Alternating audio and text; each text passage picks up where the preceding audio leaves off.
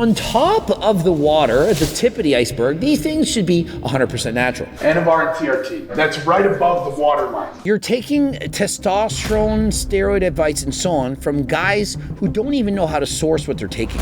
Oh, fuck. No.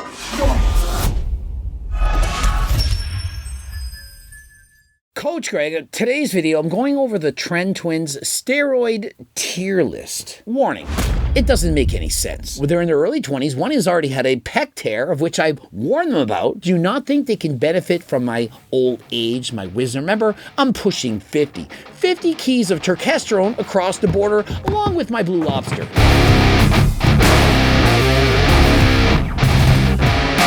So would it not make more sense for the Tren twins to perhaps try taking something that's natural? Testosterone in the form of Turk Max as well as GO2 Max? But no, let's watch them explain a steroid tier list instead. Here, we're gonna do a steroid tier list for people who don't want to shit up. I've literally done this exact same video. How many months ago was that? 2 months ago? 2 months ago, but yet it hasn't yet been posted. And so please go and watch my video. My video, it actually makes sense. This is nonsensical. And so if the Tren twins are trying to help people, at least get it right. We're just only going to be talking about the important stuff here. So what you can get away with and still be natty. And so on top of the water, at the tip of the iceberg, these things should be 100% natural. Things that you can get away with, but still not revoke your natty status. And so I'm thinking things like creatine, testosterone from the plant Ajuga turkistanica and Turk Max, GO2 Max, pre-workout, and so on. But what do they list? Well, let's see. Talking about natty shit. MK677. Sarm here, MK677. MK677. It's literally banned. It's on WADA's watch list. It's a growth hormone secretagogue. You can't take that and be natural. If you take MK677, you are not natty. Not that he's outright admitted this, but I do believe guys like Alex Eubank have taken this as teenagers. We had Anthony Mantello recently come out and say he was taking this as a 16-year-old. Many people are losing their natty status to MK677. Remember, this doesn't affect your production of testosterone. And so some people say, oh, you're still natty. It doesn't shut you down. It increases IGF-1s to super physiological levels, way beyond what's normal, and it could in fact cause diabetes. And so does it sound like it makes you natural? Of course it doesn't. This is that drug this is the gateway right here. This is our first cycle. This is the gate. MK677 is the gateway. You can go into a... Think of it. They literally admit this is our first cycle. This is the gateway drug, what we started on. What they started on was a performance-enhancing drug. And above that, of which they're not talking about, I see it listed, Enclomiphene. Enclomiphene, also banned by WADA, can double your testosterone levels. Just because you don't inject it doesn't mean it's natural. If you take Enclomiphene, you're not natural. Period. Full stop. Is the gateway. You can go into a supplement shop and buy this shit. Yes. Perhaps in America, you could perhaps go in and buy it in a supplement shop. Just because you can buy it in a supplement shop doesn't mean that it's natural. If bro at the supplement shop selling you testosterone illegally, does that make it natural? Oh, I got it at the supplement shop. It was test and Tren. It's not good logic. Now the thing, Ostarine will try it. Your liver's up. Your liver. Anything orally you're injecting, your liver's gonna be detoxing that shit. They say that taking something like this is like drinking a beer a day. Ostarine is a SARM. It's also banned by WADA, and as they described, it's hard on your liver. He's comparing it to drinking alcohol. Alcohol, we know, is hard on your liver. And obviously, it's dose dependent. The more you take, the more harmful it is. But another thing that it does, it also decreases your SHBG, decreases your LH, your FSH, lowers your body's production of testosterone. If you're taking Ostarine and thinking you're still natty, you're obviously not. And one of the main problems is while you're on Ostarine, you're going to feel good, you're going to have more strength and so on, put on more muscle. But what happens when you stop? Now that you've stopped Ostarine, your testosterone levels are lower. You're going to lose some of the strength, some of the size, and you're going to want to take something again to go back on. And what does that often lead to? It leads to steroids. 140, that's also another SARM. Get pretty strong. LGD, RAD-140. People, they're like, promote them as like, oh, safer than steroids, this and that. It's literally not much safer. It's still gonna your hormones. And so he's very correct. It's very similar to taking steroids.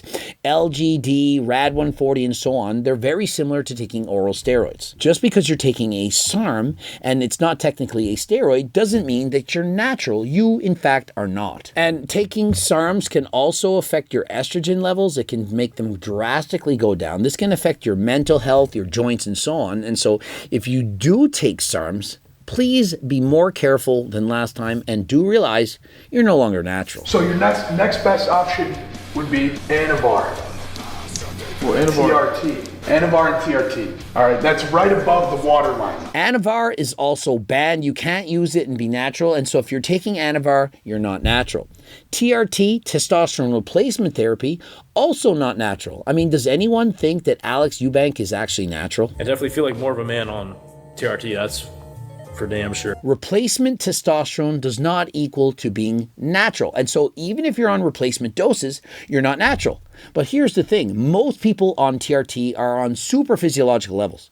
They're trying to optimize. They're on testosterone optimization therapy or sports TRT. These doses are oftentimes 200 milligrams or more. And it's not just testosterone. They might be taking other things as well. They, for example, listed Anavar, could be Deca. And so if you're taking a variety of compounds to optimize your health, you're certainly not natural. Now, it's debatable whether or not this is healthy, whether it's safe. I do believe that if you're at super physiological levels like 1100, it's not as safe as taking, for example, half of that, 550. And so please monitor your health. Always check it out with your doctor. Now, if you're interested in your blood work done, getting HRT, peptides, and so on, I've partnered with Transcend. You can contact Transcend by clicking the link in the description, get your blood work taken, and they will see, do you actually need it? Anavar, a woman's steroid, okay?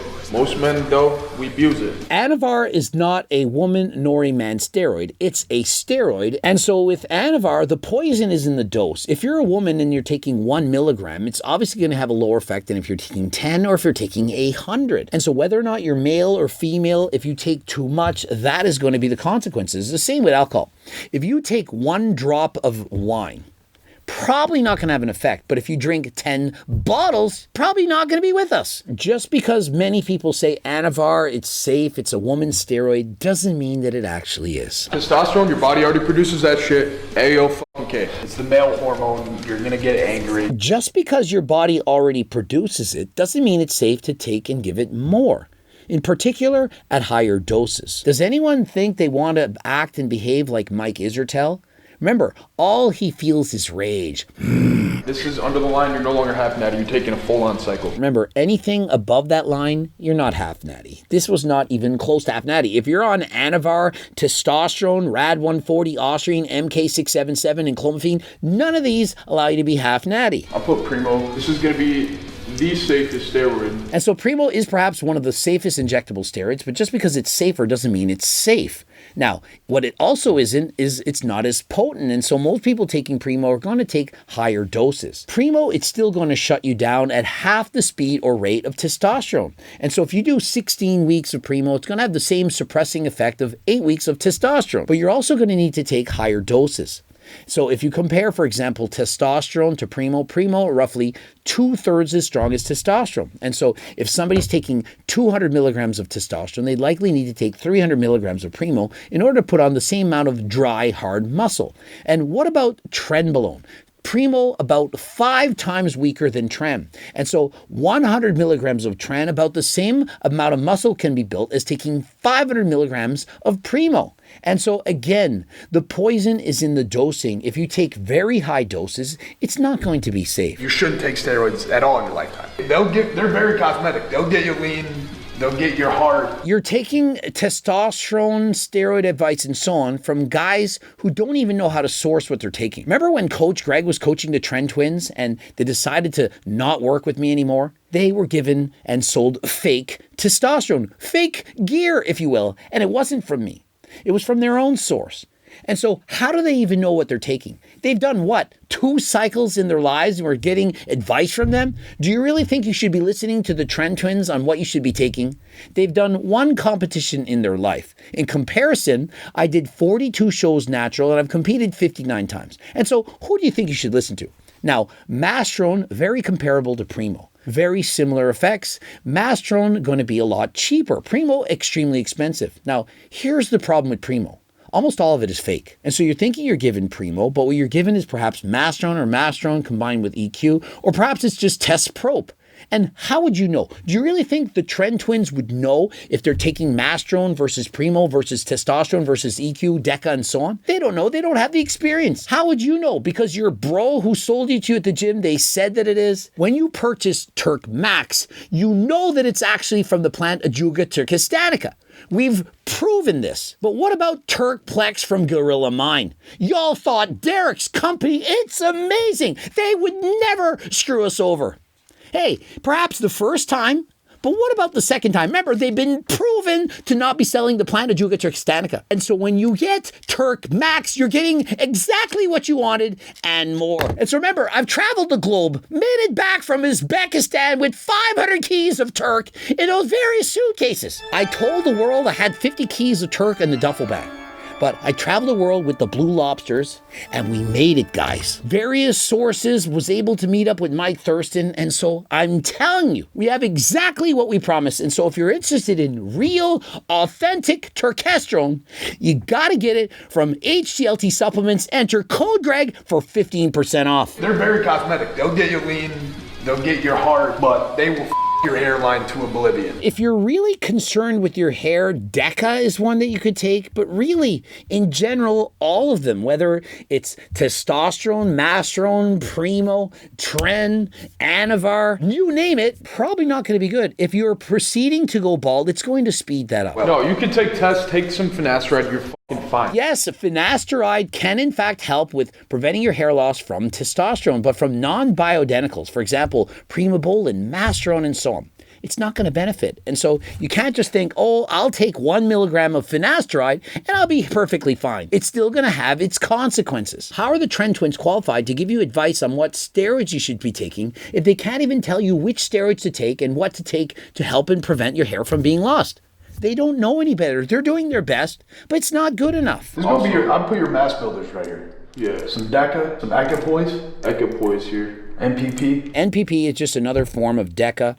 Now, every steroid builds mass. Steroids, what they do is they speed the rate of building muscle. And so whether or not you're taking testosterone, Primo, Mastrone, EQ, NPP, Trenbolone, you name it, they're going to put on more mass. Some, however, put on more mass than others. Yeah. So there's a million steroids, okay? All of them do the same or different shit. Deca, Equipoise, this is going to be that golden era shit. And so some steroids are more notorious for being mass builders than others. But remember, a lot of this is actually water. When you're taking Deca, you're gaining a lot more water. When you're taking EQ, you're going to gain less weight, but it's going to be a lot more dense muscle, less water retention. Testosterone, a lot of it's going to be water. If you're taking Mastrone and Primo, it's going to have less overall gains, but a lot of it's going to be muscle. The more weight you gain while on cycle, the more you're going to lose when you go off. And so if you're taking things like Mastrone and Primo, EQ, for example, you're going to gain a lot less weight, but you're going to lose a lot less when you go off. If you, for example, take Anavar versus Anadrol or D-ball, Anavar not going to gain a lot of size, but you're not going to lose as much when you go off. And so just because you gain more weight while on a cycle doesn't mean you've actually put on more muscle. Deca, it makes you fucking like a big crybaby, but you're big as fuck. You're growing, you get I've heard bubble. rumors of you get Deca dick. That just depends on what your test, the Deca ratio is. I've never had Deca dick. And so when I took Deca dick, hated it. Never want to take that again. Was a nightmare. I don't recommend it. For other people, they actually like it. Now, remember, I've coached thousands of people. I would say 50% of people who took Deca, they hated it. It's not something I would recommend. Anadrol. Yeah, bring Anadrol. Put Anadrol. Anadrol's more like down here, bro. No, Superdrol is worse. Superdrol is worse than both of these. I'm going to have to disagree with him. I personally think that Anadrol is about as bad as you can get for an oral. Very water retentive, very bloating, not healthy. When I took Anadrol, it dramatically reduced my appetite. I was getting up in the middle of the night, throwing up. In comparison, when I did Superdrol, I could handle it a lot better. Now remember, they're all hard on your liver. But I wouldn't say Superdrol is way worse, this one's safer. It all depends on the dose that you're taking. But remember, they're all dangerous. Just because one is safer than another doesn't mean you can take it at very high doses. It's the most liver toxic. All right, Anadrol and D-ball. I would argue Anadrol is one of the most liver toxic of the mass builders, but of course there are other orals that are very harmful. For example, halotestin. You cannot take these for months on end. You get so strong that your ligaments and shit can't catch up. That's what happened to Mikey. He's taking D-ball. He's getting strong as fuck, but his tendons, his ligaments haven't caught up to the fucking weight he's moving. And so let that be a lesson. He was on D-ball, it got so strong that he tore his pec. Is that what you want? And so remember, lower doses, take your time, don't ego lift in the gym. Clen, it literally you just get shredded on that shit. It literally, you just get Up your heart rate. Does that sound good? No, your heart is pumping harder. Imagine the cardio you're doing, right? Times it by 3. You're burning so many fucking calories, your body can't stop. 100% nonsense. Clen doesn't burn 3 times more calories, perhaps in a day, an extra 150. But remember, when you're taking a lot of Clen, some people, they can't even perform cardio as well. If you're not getting enough sleep, if you're staying up all hours of the night, if you have experienced more anxiety, you're not able to burn the same amount of calories. My advice to you is simply to do more cardio and to eat less. And so some people think that if you take Clen or T3, it's going to be magical. You're suddenly going to burn off all this extra body fat. It's not true. Literally, going for an extra 2-mile walk a day burn way more calories than taking both Clen and T3. However, Clen and T3 can make you sweat more. It can also reduce your appetite. And so if you're sweating out more water and you're eating less because you have a lower appetite, of course you're going to lose more weight. This comes at the expense of your health. You could literally get a heart attack. And so why not take something that's actually not banned? GLP Max. It's going to dramatically reduce your appetite. And so if you consume fewer calories, you're going to lose more weight. I recommend if you're trying to lose weight, take GLP Max as well as GO2 Max, and you'll lose weight faster than last time. In comparison, Clen and T3, very, very dangerous. Although they're not steroids, they are banned performance-enhancing drugs. You can't take them and be safe, nor can you be healthy. Diazide. It's taking all the water out of your form, so you look shredded as And so a diazide is a diuretic. This is something that a bodybuilder would take the day before competition. It's not something to take year-round. Now, Zac Efron claimed that he was taking diuretics. How healthy is that? And did he look like he enjoyed it? He literally made a video talking about how dangerous this was, how bad it was for his mental health and his physical, and so strongly don't recommend it. And so by diazide, he's likely talking about a diazide, for example, hydrochlorothiazide with triamterene. Diazide, many people just use this interchangeably. They're talking about diuretics, things that make you lose water. Insulin and HGH combined, Oh my all your carbs you're are getting turning big muscle. as fuck. Recovery faster. You're getting pumps faster. Everything's faster, including your early death. Including your chance of getting diabetes and an early death. Superdrol.